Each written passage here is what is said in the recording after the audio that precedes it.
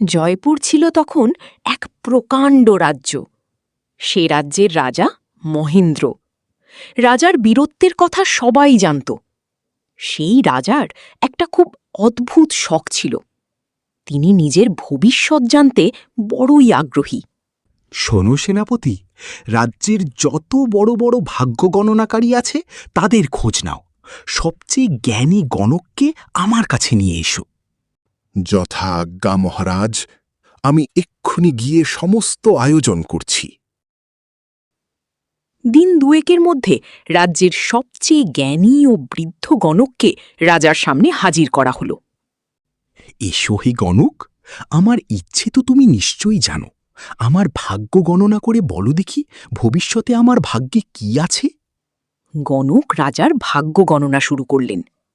ধীরে ধীরে তার কপালে চিন্তার ভাঁজ পড়তে থাকে।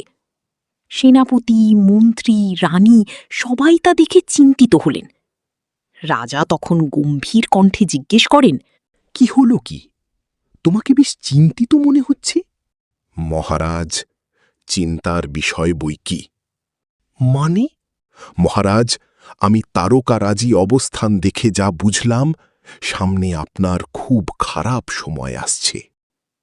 রাজা মহেন্দ্র এমন কোনো খবর শোনার জন্য অপেক্ষা করছিলেন না।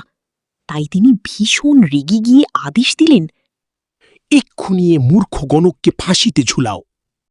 রাজার আদেশ অনুযায়ী গণককে শাস্তির জন্য নিয়ে যাওয়া হল। এদিকে রাজামশাই বেশ ভাবনায় পড়লেন। একসময় তিনি অধৈর্য হয়ে গণকের কাছে চলে এলেন। আচ্ছা, তুমি বলো দেখি, তোমার মৃত্যু কবে হবে? মহারাজ, আমার মৃত্যু হবে আপনার মৃত্যুর ঠিক 3 দিন পূর্বে। রাজা মহেন্দ্র এমন কথা শুনে ভীষণ ভয় পেলেন আর ভাবলেন, একে যদি এখন মৃত্যুদণ্ড দিই, তাহলে তো 3 দিন পরই আমাকে মরতে হবে। শোনো সেনাপতি, এই গণককে মুক্তি দাও, আর তার যেন কোনো ক্ষতি না হয় সেদিকে লক্ষ্য রেখো। সেনাপতি, মন্ত্রী কেউ কিছুই বুঝতে পারলেন না হঠাৎ রাজার আদেশ কেন বদলে গেল। তবে সেদিনের পর থেকে রাজা আর নিজের ভবিষ্যৎ জানতে চাইতেন না। তিনি মন দিয়ে রাজ্য চালনা করতে লাগলেন আর প্রজাদের সুখ শান্তির কথা ভাবতে থাকলেন।